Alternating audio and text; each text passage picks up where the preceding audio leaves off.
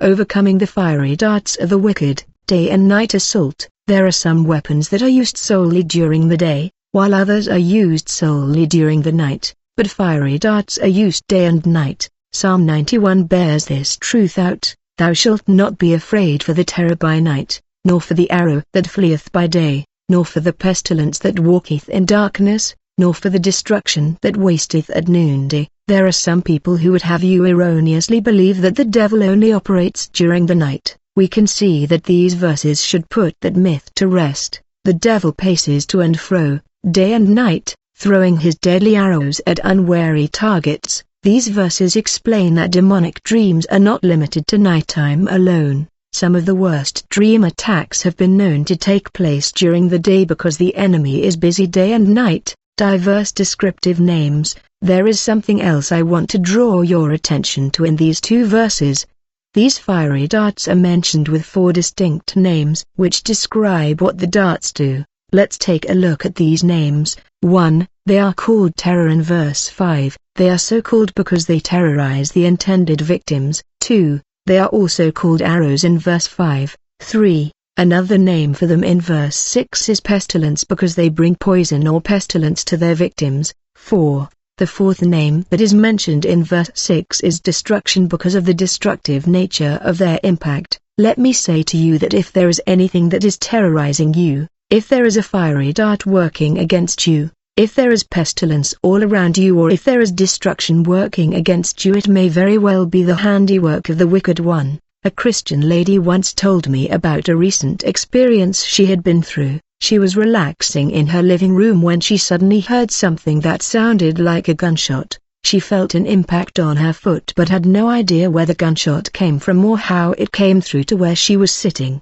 She didn't see a hole in her foot, but immediately after the gunshot her foot began to swell. It got bigger and bigger every day, and by the time she saw me she could not fit her foot into her shoe. To reduce the foot back to a normal size took some intensive deliverance prayer, and we were very deliberate about making sure the arrow was marked return to sender. What you are reading about is a very serious matter. There was a lady who told me about an experience her father had some time ago.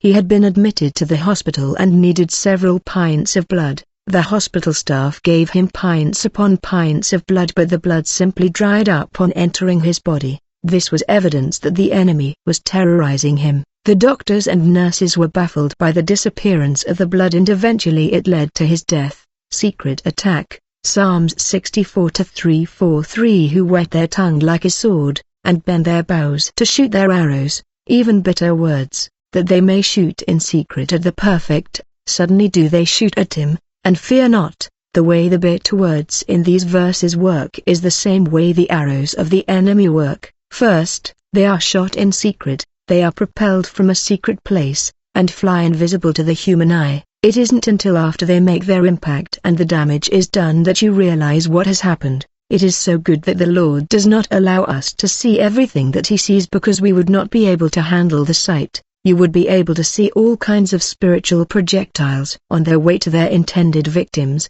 There would be thousands upon thousands of them coming over land, across the sea and in the air. Just imagine how terrible this world would be if not for God's restraining power. It is wonderful to know that God protects us from these arrows that fly all around us day and night.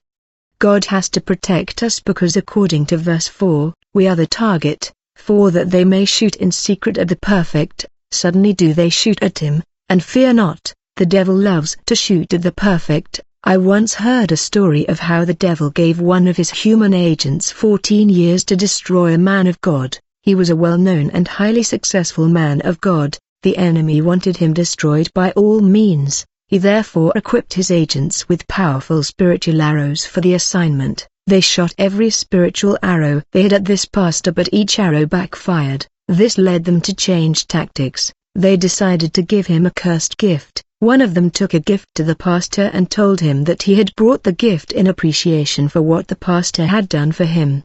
He told the pastor that as a result of his prayers he was now healed and successful in life. That was an easily believable story because the pastor prayed such prayers for many people. It was impossible to know if he had actually prayed for this man or not as he stretched out his hand to give the gift to the pastor. The Holy Spirit cautioned the man of God not to take it from him. The pastor said to him, "Sir, you need to give your life to Jesus."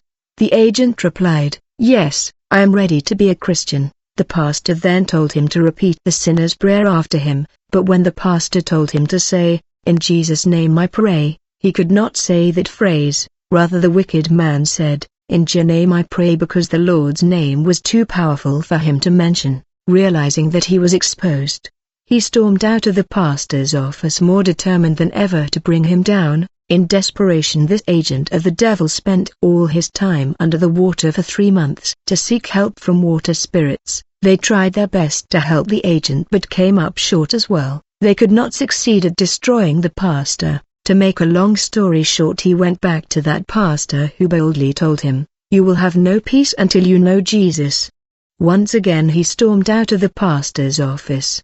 The agent was the Islamic morning prayer leader for the mosque where he worshipped. When he went to the mosque the next day to carry out his religious duty, the unthinkable happened. As he opened his mouth to speak Arabic prayers, he found himself uncontrollably shouting, "Jesus is Lord." The Muslims in the mosque were alarmed and openly wondered what had happened to their early morning prayer leader. Then he started speaking in an unknown tongue, so they threw him out of the mosque. He came back to the pastor and totally surrendered his life to the Lord. It was after his conversion that he told the congregation the story I just narrated. The enemy loves to target Christians. Look at all the things that happened to Job. All the bad things that happened to him were the touch of the evil one through fiery darts. The enemy never had any physical contact with Job but rather used his fiery darts on him and on everything else that he touched. As a matter of fact, Job knew it was the handiwork of some arrow, for he said in Job 6 verse 4, "For the arrows of the Almighty are within me, the poison whereof drinketh up my spirit.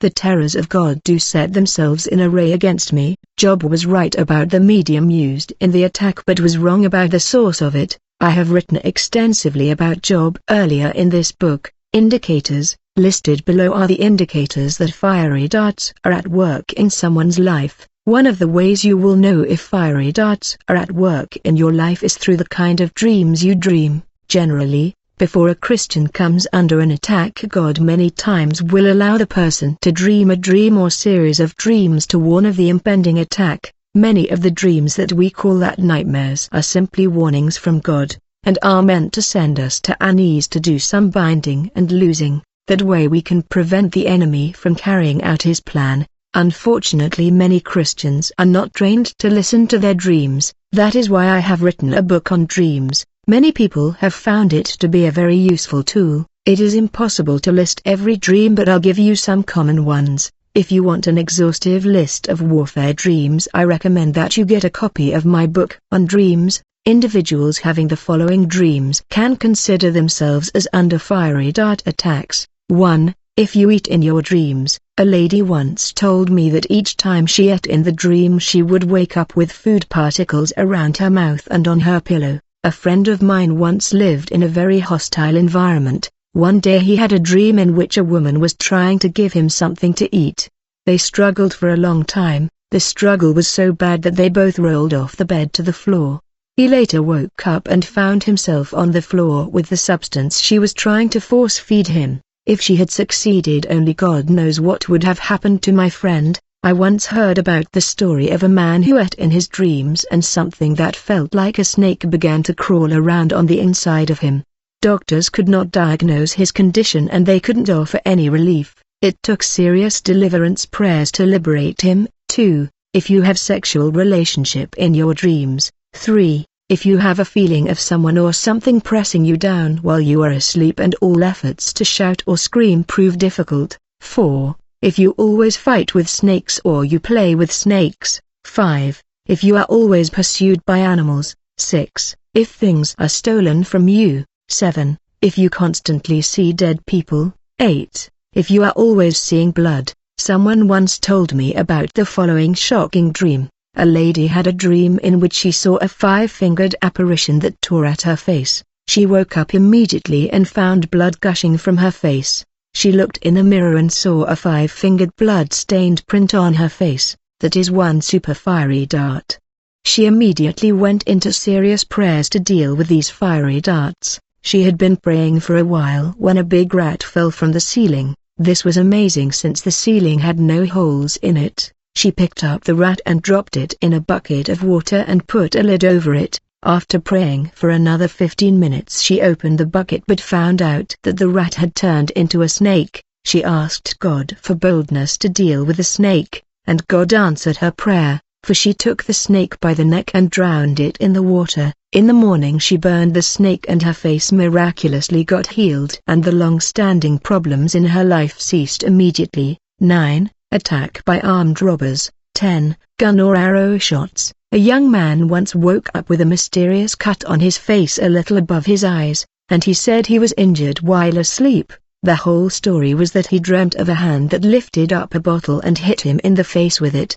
To his great surprise, blood covered one part of his face and his pillow was wet with blood. This took place around 2:00 a.m., and the cut was so deep that the next day he had to go to the hospital to receive stitches. How about that? This was an arrow shot at him while he was sleeping. Another brother told of how he dreamt that somebody had shot him with an arrow in his back. He got up and found his bedsheet stained with blood and blood gushed out from his back at the point where he was pierced with the arrow. I can go on and on with accounts of true dreams like these. I just hope I have told you enough to get your attention to start listening to your dreams. They tell you a lot about what is going on in the realm of the spirit. Let's proceed with other indicators of fiery dart attacks. 11. Fire burning around you in your dream. 12. Mentally sick people pursuing you. Other non-dream indicators are 13. Prolonged pregnancy. Many people in the West may find this unbelievable, but pregnancies have been known to last as long as 5 years and 10 years. People in such situations sometimes have disappearing pregnancies where the baby is gone for weeks only for the pregnancy to resume again. Some have even given birth to children with full-grown teeth and long nails. We truly live in a wicked world. 14. Inability to find and keep a spouse. 15. Miscarriage. 16. Family unrest. 17. Total collapse of business. 18. Total collapse of finances. 19. Inexplicable hatred by those who otherwise should love you. 20. Depression. 21. Tiredness. 22. Premature aging. 23. Suicidal tendencies. 24. Sickness that defies diagnosis. 25. Experiencing inexplicable loss of weight. 26. Unexpected expenses taking away expected income. 27. Blockages that operate at the edge of a breakthroughs. 28. Delays. 29. Academic backwardness. 30. Professional backwardness. 31. Prayerlessness. 32. Inability to fast. 33. Lack of interest in spiritual things. 34. Sowing but not reaping. 35. Working like an elephant but eating like an ant. 36. Sleeplessness. 37. Restlessness. 38. If you hear voices in your dreams or in real life, you may be under this attack. 39. Something invisible moving all over your body. 40. Persistent mental problems. 41. Addictions. 42. Proneness to accident and disasters. 43. Insufficiency of resources even when your income seems adequate. 44. Feeling of being haunted. 45. Bedwetting. 46. Persistent bad body odor. This is an arrow I have found that is all too common. Out of all the cases I have dealt with concerning this arrow, only one was a man. I therefore assume this is an arrow targeted mostly at women. The story of the man's case is told in another book of mine, Delivered from Evil. We confronted this arrow in a middle-aged woman a couple of years ago. She and her husband broke up and he vowed to get even with her. Within days after he made his threat, a very foul odor began emitting from her body. She spent all her money trying to get medical help to no avail. Then someone told her about us, and in the middle of the deliverance session she screamed out loud, "Do you all see the skunk coming out of my body?" She did, but we did not. The husband had used a skunk as the arrow shot into her body. No wonder she smelled so bad for so long. The skunk came out and she was delivered from the foul odor. Jesus is the answer. It is very sad that people seek help in all the wrong places. When some discover that they have been successfully attacked with fiery darts, they don't realize that the agents of the devil cannot help them. Devils never cast devils out. Only by the finger of God can demonic attacks be extracted. Someone might say, but I once had a problem and a witchcraft practitioner helped me out. Take it from me, they cannot help anyone. The best they can do is move the problem from one area of your life to another area. To make matters worse, the person is then cursed by God for consulting the enemies of God. What I just wrote above is even more vividly reflected by what a man told me recently. When he was 11 years old, his parents moved from West Africa to London. Trips like that were made by sea in those days. Unfortunately, 1 week into the journey he became very sick. Everyone gave him up for dead except his mother, and she delayed the ship for a whole week at one of the port calls. He was taken to a witchcraft practitioner in town. He promised to remove whatever his problem was, but he was up front with his mother, telling her that there is no way the problem can be truly removed by witchcraft powers. He said the best he could do was to move the problem to another area of her son's life.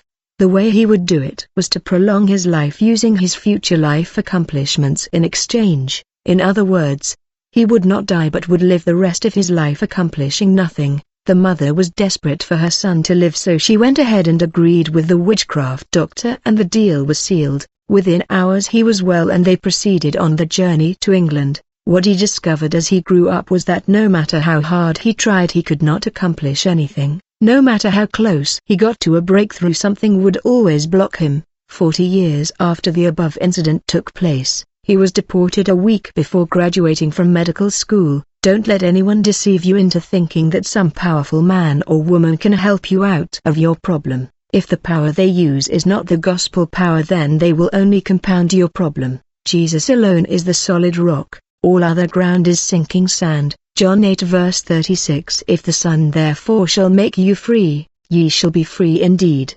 The main source, in my humble opinion, I believe the main source of these spiritual missiles is witchcraft. Regardless of what part of the world you visit, you will find that witchcraft is prevalent. There are countries where classified advertisements are placed in newspapers promoting witchcraft. There are even hospitals where witchcraft is incorporated into the art of healing the sick. God knows how deadly witchcraft is, and that is why he strongly rebukes its practice. A lot of scriptures forbid it. Exodus 22 verse 18. Thou shalt not suffer a witch to live. God was very clear to those who lived under the Old Testament dispensation about how he wanted them to deal with witches. Why was God this drastic with witches? The reason is very simple. The elimination of witches will put an end to their wickedness. Leviticus 20 verse 27. A man also or woman that hath a familiar spirit, or that is a wizard, shall surely be put to death. They shall stone them with stones, their blood shall be upon them. There is no way we can do this under the new dispensation, but I believe there is a lot we can accomplish through effectual fervent prayers. It is worthy of note that not only will the elimination of witchcraft put an end to their wickedness, but it will also prevent gullible citizens from consulting them. We see this in the book of Leviticus, Leviticus 20-6. And the soul that turneth after such as have familiar spirits, and after wizards, to go a whoring after them, I will even set my face against that soul, and will cut him off from among his people. Obviously God is not angry with the practitioners alone, but with those who consulted them too. Point of contact. Have you ever wondered what makes their wickedness so effective? It is something called point of contact. Whatever comes from your body can be used as powerful divination against you. It is now I understand why our parents in Africa would warn us against throwing our nail clippings carelessly away. They knew that in wrong hands your nail clippings can be used to nail you. I remember one time playfully cutting my little brother's hair with a pair of scissors. My parents were alarmed and wondered who had cut part of their child's hair. When they found out I was the one goofing around with it, they gave me some jungle justice that remains in my memory to this very day. When you are in an unfriendly environment, you don't give the enemy any room to carry out his wickedness against you. Deny him any handhold on any point of contact that can be used to shoot fiery darts against you. One day I went to a national chain bookstore in New York to buy a book. On the checkout counter they had a few books displayed for those who might be interested. My eyes caught the title of one of them because it was about how to put a curse on anyone. I was curious and I asked myself, could this be real, or is the title a joke? Out of curiosity I picked up the book while I waited to be checked out. What I read was unbelievable. It was a step-by-step instruction on how to propel a fiery dart of a spell, a curse, or a jinx at someone. The author further wrote that to promote effectiveness, you need something that has touched the body of the victim, like underwear, a nail clipping, spittle or hair. I could not believe my eyes. Witchcraft has truly come out of the closets. A lady came to see me a few years back and had experienced what I am writing about firsthand. Her best friend just walked away with her millionaire husband. How did she accomplish this feat? Through a fiery dart shot at her marriage, and the diabolic act was made powerful by a point of contact. Her story is a very sad one. She and her husband invited her best friend over for dinner. Their kitchen was the type that had a washer and dryer in a closet. While she was busy setting up the table, her friend went in the closet and took his socks and her tights. That was all she needed as point of contact to separate them. The rest is history now since she lost her husband to the woman. Another very pretty lady came to see me with a very sad story. As pretty as she was, no one was willing to marry her. She later found out that some missing underwear on her cloth line did her in. She had washed her clothes one morning and spread them on the line to dry. By the time she got back in the evening to remove her clothes, her favorite underwear had disappeared, and so was her prospect of getting married. I once saw a television program that shocked me to my innermost being. It was an interview with the owner of a botanical store in New York City. The store owner took the producer around the store as the television crew interviewed him. He showed them carvings, effigies, candles, and ropes and so on and so forth. Then he took one of the effigies and ropes and told the television crew that in the hands of seasoned witchcraft workers the effigy could be made to represent someone while the rope could be made to represent a medium of bindings for the individual. He said after reciting powerful incantations, then the rope would be tied around the effigy. As it is being tied, the practitioner will call out the name of the victim and mention which area of his or her life should be tied up. He said it could be finances, business, health or whatever. He further said that the curse will be more effective if something that has touched the body of the victim is tied to the effigy. I could not believe my eyes as I watched the interview. Lastly, he said that those who do such evil should however expect a threefold return of the evil they perpetrate. I can write volumes about how ordinary photographs have been used for extraordinary purposes by witchcraft practitioners. It is one of the most powerful points of contacts when fiery darts are in play. A brother who once worked in a very hostile environment once told me his experience along these lines. He became sick and all efforts to get well proved abortive. He went to the best doctors in town but they could not help him. As the Lord would have it, a friend of his that was a prophet came to his house and saw the condition he was in. He prayed for him and immediately the Lord opened the eyes of the prophet and showed him that there were some people on his job trying to kill him. These people took possession of a group photograph taken at work, carefully separated him out and placing a powerful curse against it, placed the picture under the sun.